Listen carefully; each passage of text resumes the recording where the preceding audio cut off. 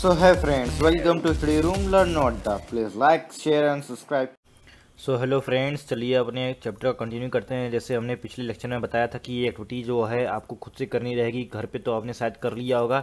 तो इस एक्टिविटी में एक्चुअली किया गया, कहा क्या गया कि एक स्पून लोगे आप, और स्पून के बल्जिंग आउट और बल्जिंग इन सरफेस जो होता है उसमें देखोगे किस साइड बल्जिंग इन के साइड की आपका इन्वर्टेड चेहरा दिख रहा है कि बल्जिंग आउट साइड आपका चेहरा इन्वर्टेड दिख रहा है, या फिर जैसे आप मिरर में देखते हो फेस टू फेस रियल चेहरा दिखाई देता है, तो वैसे इरेक्ट चेहरा आपका दिखाई दे रहा है किस साइड।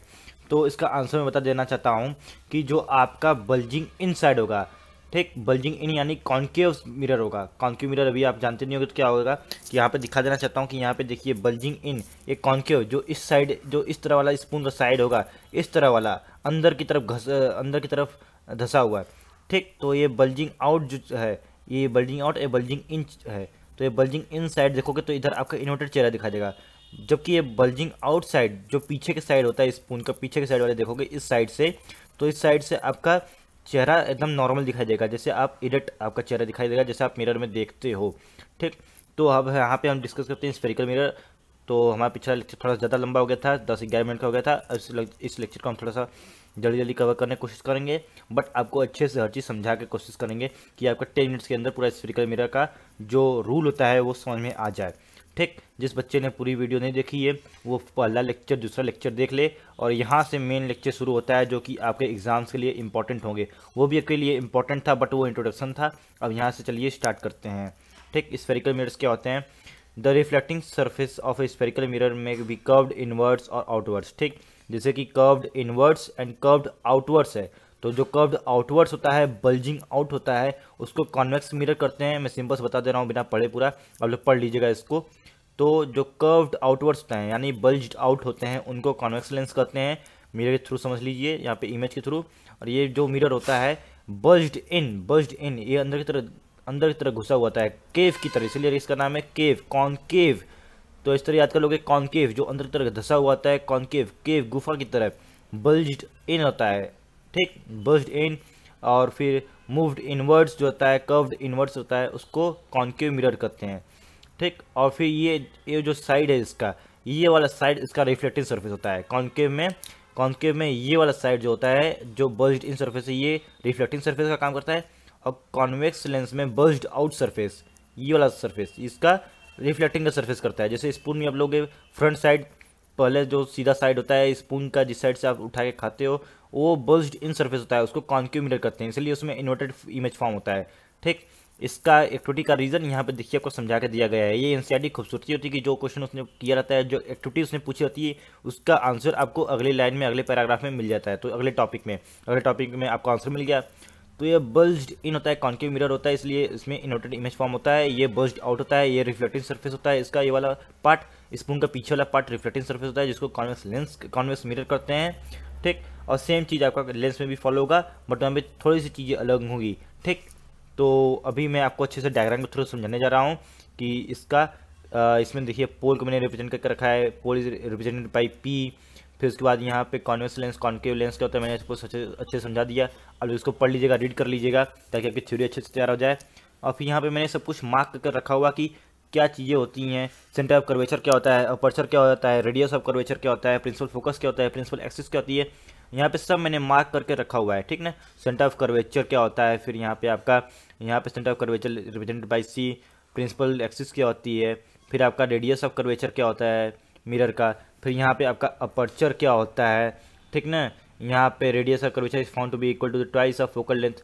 क्या बोल रहा हूँ मैं, कुछ समझ नहीं आ रहा है कैसे क्या हो रहा है, कैसे क्या नहीं हो रहा है, ठीक। तो चलिए आपको अच्छे से समझाता हूँ डायग्राम के थ्रू, ताकि आपको अच्छे से समझ में आ जाए। एनसीईआरटी में वाला डायग्राम बनाया नहीं है, बट मैंने आपके लिए डायग्राम बना के अच्छे से रखा है।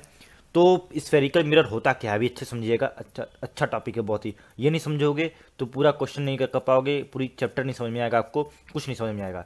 तो ये समझना बहुत इंपॉर्टेंट है चैप्टर को समझने के लिए। तो स्फेरिकल मिरर क्या होता है? Mirrors as a part of sphere, जो आपने पीछे देखा था, आपको दिखाना चाहता हूँ।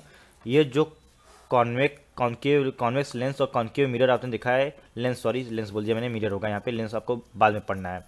कॉन्केव मिरर जो है आपका और जो कॉन्वेक्स मिरर जो है, ये क्या है? ये मिरर्स हैं। तो mirrors as a part of sphere, ये किसी हॉलो ग्लास के पार्ट रहे होंगे। हॉलो ग्लास स्फीयर के पार्ट रहे होंगे, ये भी और ये भी। कैसे रहे होंगे चलिए समझते हैं इसको डायग्राम के थ्रू। तो देखिए ये पहला इमेज है जो कि कॉन्केव मिरर है। कॉन्केव मिरर देखिए ये रिफ्लेक्टिंग सरफेस इसका, ये पीछे वाला पॉलिश्ड है, ठीक, ये अंदर वाला रिफ्लेक्टिंग है। तो ये कॉन्केव रिफ्लेक्टिंग सरफेस कॉन्केव है। तो इधर देखिए ये आपका कॉन्केव हो गया, ये रिफ्लेक्टिंग सरफेस है, ठीक। ये as a part of hollow sphere of glass, hollow sphere of glass, एक ग्लास है हॉलो, उसका पार्ट है ये इस साइड वाला। तो इस साइड वाला आपका बनता है कॉन्केव मिरर। और दूसरी इमेज में देखते हैं हम, दूसरी इमेज में देखिए ये भी आपका हॉलो स्फीयर ऑफ ग्लास है, जो ग्लास स्फीयर हॉलो है उसका पार्ट है। ये अंदर वाला पॉलिश सरफेस है, बाहर वाला रिफ्लेक्टिंग सरफेस है, इसको कॉन्वेक्स मिरर कहते हैं। सॉरी मैंने लेंस लिख दिया यहाँ पे, लेंस भी पढ़ना है आपको, उसमें भी कुछ होगा चीज़ें, लेकिन यहाँ पे वहाँ से चीज़ें चेंज हो जाएंगी। दो स्फीयर को उसमें कंबाइन करके लेंस बनता है। लेंस कैसे बनता है, दो स्फेरिकल मिरर्स को कंबाइन करके, ठीक। जैसे आपका ये आपका एक स्फीयर हो जाएगा और दूसरा स्फीयर ये हो जाएगा, तो इन दोनों कंबाइन करके आपको ये कॉन्वेक्स लेंस मिलेगा। क्या मिलेगा, ये वाली पार्ट, ये वाला जो पार्ट है, ये वाला पार्ट, ये बन जाएगा आपका कॉन्वेक्स लेंस, ठीक। तो लेंस के बारे में बता दे रहा हूँ क्योंकि लेंस बार बार मेरे जबान से आ जा रही है, तो बता दिया आपको। अभी देखिए आपको मेनली इसका करना क्या है, सब कुछ पता होना चाहिए आपको। पोल क्या होता है, रेडियस ऑफ कर्वेचर क्या होता है, सेंटर ऑफ कर्वेचर क्या होता है, प्रिंसिपल एक्सिस क्या होता है, पोल क्या होता है, फोकस क्या होता है, सब कुछ बताऊंगा अभी। तो ए में देखिए पहले कॉन्केव मिरर के लिए देख लेते हैं। तो मैंने समझा दिया कि ये कॉन्केव मिरर है, रिफ्लेक्टिंग सरफेस ये इनवर्ड वाला है, बल्ज्ड आउट वाला नहीं है, वो पॉलिश सरफेस है। हॉलो स्फीयर ऑफ ग्लास का एक पार्ट होता है, तो इतना पार्ट हमने कट किया है। अब देखिए ये जो इमेजिनरी लाइन पास होती है यहाँ से बीचों बीच से, इमेजिनरी लाइन, इसको प्रिंसिपल एक्सिस कहते हैं हम लोग। क्या कहते हैं, imaginary line passes from the centre of curvature and pole of the concave mirror is called principal axis, ठीक। अब देखिए जो यहाँ पे प्रिंसिपल एक्सिस और पोल जो है यहाँ से पास करती है, तो इस वाले पॉइंट को हम लोग पोल करते हैं और रिप्रेजेंट किससे करते हैं, कैपिटल पी से रिप्रेजेंट करते हैं। ये सी क्या होता है, ये स्फीयर का जो हाफ पॉइंट होता है, मिड पॉइंट होता है इस प्रिंसिपल एक्सिस का, यहाँ से पोल से लेके इस साइड वाला आपको कर देंगे हाफ, या फिर आप कर दोगे जो मिड पॉइंट होता है प्रिंसिपल एक्सिस जिससे पास करती है, सेंटर ऑफ कर्वेचर कहते हैं उसको। Mid point of the sphere को कहते हैं सेंटर ऑफ कर्वेचर, जिसको हम लोग रिप्रेजेंट करते हैं कैपिटल सी से। The half of the centre of curvature, half of the centre of curvature is known as focus, principal focus भी कर सकते हो आप इसको, ठीक। अब इसको प्रिंसिपल फोकस भी कर सकते हो, ठीक, प्रिंसिपल फोकस या फिर सिंपली फोकस। तो distance between the half of the distance between centre of curvature and pole is called principal focus. आधी डिस्टेंस होती है पोल और सेंटर ऑफ कर्वेचर के बीच की, आधी डिस्टेंस होती है फोकस। पोल क्या होता है, क्लियर, सेंटर ऑफ कर्वेचर क्या होता है, क्लियर, फोकस क्या होता है, प्रिंसिपल फोकस क्या होता है, क्लियर, प्रिंसिपल एक्सिस क्या होता है, क्लियर। अब सेंटर ऑफ कर्वेचर से पोल तक की डिस्टेंस जो पूरी होती है उसको रेडियस ऑफ कर्वेचर कहते हैं। मीन्स जो रेडियस ऑफ स्फीयर होता है, radius of sphere is called as radius of curvature, ठीक। तो अब देखिए एम से लेके एम तक, ये जो डायमीटर होता है एम से लेके एम तक की जो लेंस जो मिरर होता है, मिरर का जो डायमीटर होता है यहाँ से लेके यहाँ तक का, तो उसको हम लोग एम टू एम डेस को अपर्चर कहते हैं, ठीक। इसी को हम लोग अपर्चर कहते हैं। यहाँ पे इसकी डिफिनेशन देख लीजिए अपर्चर की, ये आता है आपका एक मार्क्स में। The diameter of the reflecting surface of the spherical mirror is called its aperture. The diameter of the reflecting surface of the spherical mirror is called its aperture. जो स्फेरिकल मिरर का reflecting surface होता है, मतलब ये M से लेके M तक का रिफ्लेक्टिंग सरफेस है, इसके बाहर का रिफ्लेक्टिंग सरफेस नहीं है, इसके डायमीटर को हम लोग कहते हैं क्या, अपर्चर कहते हैं, याद कर लीजिएगा। Same as for the convex mirror. यहाँ पे देखिए थोड़ा सा डिफरेंस होता है। अब देखिए इसका बाहर का जो साइड होता है, बाहर का बल्ज आउट होता है, वो पॉलिश्ड होता है, बट कॉन्वेक्स लेंस में जो बल्ज्ड इन साइड होता है, बल्ज्ड इन इनवर्ड साइड, उसको पॉलिश किया जाता है और बाहर का रिफ्लेक्टिंग सरफेस होता है। तो यहाँ पे अपर्चर क्या बन जाएगा, एम टू एम डेस। ये हमारा इसका डायमीटर जो होता है रिफ्लेक्टिंग सरफेस का, ये हमारा डायमीटर जो होगा बन जाएगा इसका एम टू एम डेस का अपर्चर कहलाएगा, ठीक। प्रिंसिपल एक्सिस क्या होती है, जो इमेजिनरी लाइन पास करती है through the pole and centre of curvature of the spherical mirror called principal axis. Hollow sphere of glass का भी पार्ट होता है ये। रेडियस ऑफ कर्वेचर किसको कहोगे, पोल से लेके सेंटर ऑफ कर्वेचर के बीच को रेडियस ऑफ कर्वेचर कहोगे। पी कैपिटल पी से रिप्रेजेंट करोगे पोल को।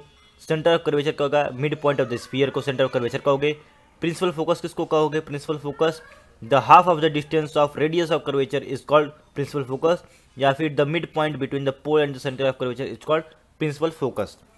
तो ये आपका पूरा रूल हो गया स्फेरिकल मिरर में, कैसे आपको हर चीज़ पता चलेगी। अगर बोल देगा फोकस कहाँ है तो फोकस आप फाइंड आउट कर लोगे, सेंटर ऑफ कर्वेचर बोलेगा तो सेंटर ऑफ कर्वेचर मतलब क्या समझोगे आप, पोल मतलब क्या समझोगे, प्रिंसिपल एक्सिस मीन्स क्या समझोगे, ठीक ना। अगर जैसे क्वेश्चंस बनते हैं आपके, the object is standing behind the centre of curvature at the principal axis erectly, और फिर downwards the principal axis above the principal axis.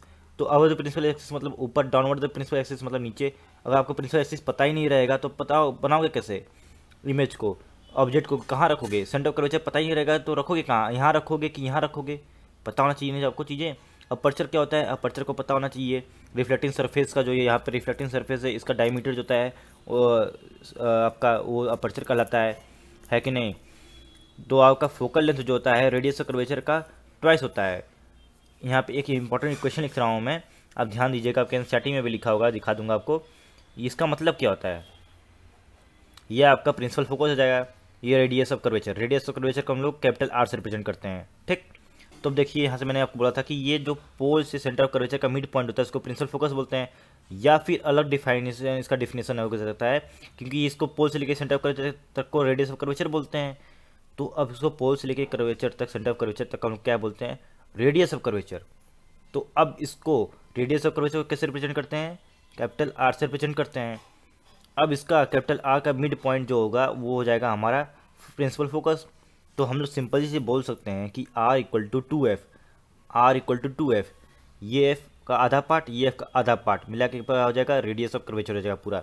इसीलिए r जो हो जाएगा f का ट्वाइस हो जाएगा, r जो हो जाएगा रेडियस ऑफ कर्वेचर जो हो जाएगा वो f का ट्वाइस हो जाएगा, या फिर बोल सकते हैं principal focus equal to r का आधा, ठीक। सिंपल सा इस तरह बोल सकते हैं। और ये आपका जो इक्वेशन बन जाएगा इसमें इंपॉर्टेंट। तो ये वीडियो 12 मिनट की हो गई है, बहुत ही काफ़ी लंबी हो गई है, बट आपको बहुत ही ईजिली अब मैंने सब कुछ समझा दिया है क्लियरली। अभी आपको सब कुछ आ जाना चाहिए, किसी में भी कन्फ्यूजन नहीं होना चाहिए।